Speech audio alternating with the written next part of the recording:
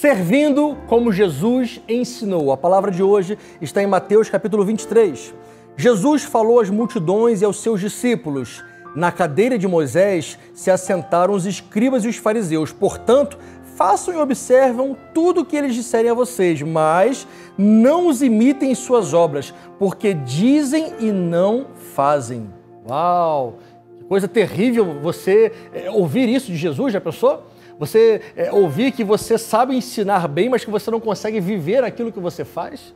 Ou seja, não adianta nada você saber muitas coisas e não colocar em prática, porque isso te desautoriza completamente a você ensinar alguém.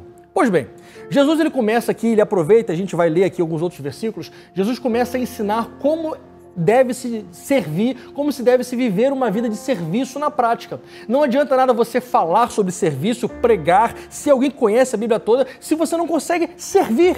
É tão simples, mas aqueles fariseus, aqueles escribas ali não conseguiam viver dessa forma. Jesus denunciou aquela geração que apenas falava, mas não conseguia viver.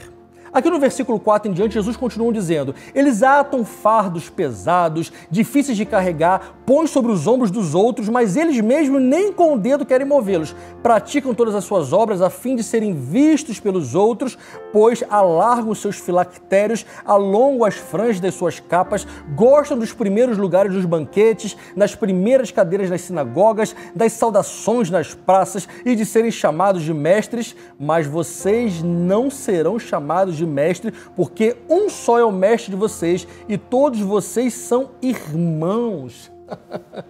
Enquanto eu leio aqui, talvez você tenha lembrado de alguém na sua mente.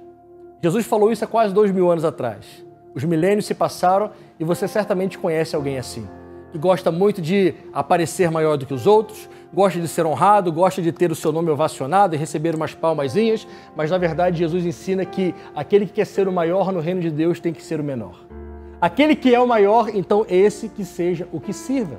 Essa lógica de Jesus não faz sentido nenhum para aquelas pessoas que não têm o reino de Deus no seu coração.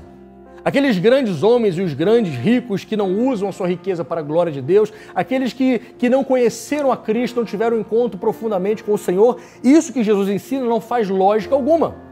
Não faz sentido, porque quanto mais eles têm na cabeça deles, mais pessoas os devem servi-los e devem honrá-los. Mas na lógica de Jesus, quanto maior você for, quanto mais você tiver, mais você deve servir, mais você deve compartilhar e mais você deve ajudar. Mas o mundo não consegue entender essa lógica tão simples de Jesus. Jesus queria mostrar que viver uma vida para ser visto, para receber glória dos homens, é uma vida muito infeliz. Então, querido, querida, tudo que você fizer, faça para Deus, não faça para homens. Tudo que você fizer, não tente fazer para aparecer, porque a glória dos homens ela desvanece no estalar de dedos. As mesmas pessoas que abanaram ali os seus ramos de palmeiras para que Jesus entrasse em Jerusalém, que diziam Hosana, Hosana, glória a Deus nas alturas, foram as mesmas pessoas que pouco tempo depois gritaram, crucificam.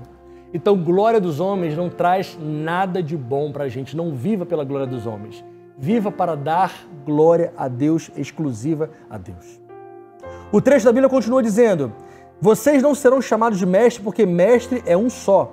Aqui na terra não chamem ninguém de pai, porque só um é o pai de vocês, aquele que está nos céus. Não queiram ser chamados de guias, porque um só é o guia de vocês, o Cristo. Mas o maior entre vocês será o servo de vocês. E quem se exaltar será humilhado, e quem se humilhar será exaltado. Eu tive uma experiência que mudou radicalmente minha vida alguns anos atrás.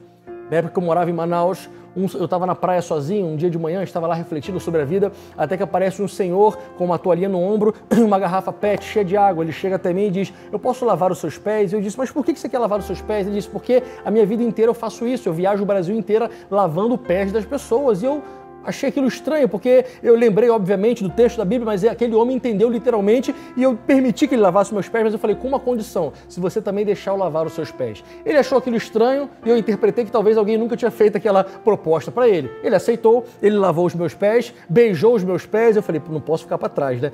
Lavei os pés dele, tive que beijar também, não vou ficar para trás, né? E no final a gente se abraçou, eu orei com ele e aquele homem seguiu o seu caminho, continuando lavando os pés das pessoas que deixavam. A maioria das pessoas não deixavam aquele homem lavar os pés delas. Aquilo muito me ensinou, porque eu não vou entrar aqui na teologia, se ele interpretou literalmente, eu não vou nem entrar nisso, eu vou entrar no seguinte sentido: aquele homem decidiu viver uma vida para servir e humilhar-se perante as pessoas. E eu tenho certeza que no coração dele o desejo é servir as pessoas, e eu sei que Deus vai honrá-lo. Em tudo que você fizer, em tudo que você quiser ser, que o maior alvo da sua vida seja ser servo. E quanto mais alto o Senhor te colocar, mais você deve servir. Quanto mais o Senhor te der, mais você deve compartilhar. Quanto mais você for alguém em destaque, mais você deve sumir. E quanto mais o Senhor te der um público para você falar, menos você deve falar de si e mais você deve falar dele. Jamais esqueça, convém que você diminua, que eu diminua.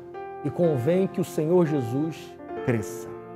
Compartilhe essa palavra com seus amigos, porque a fé vem pelo ouvir e ouvir a palavra de Deus para que ela alcance muitas e muitas vidas.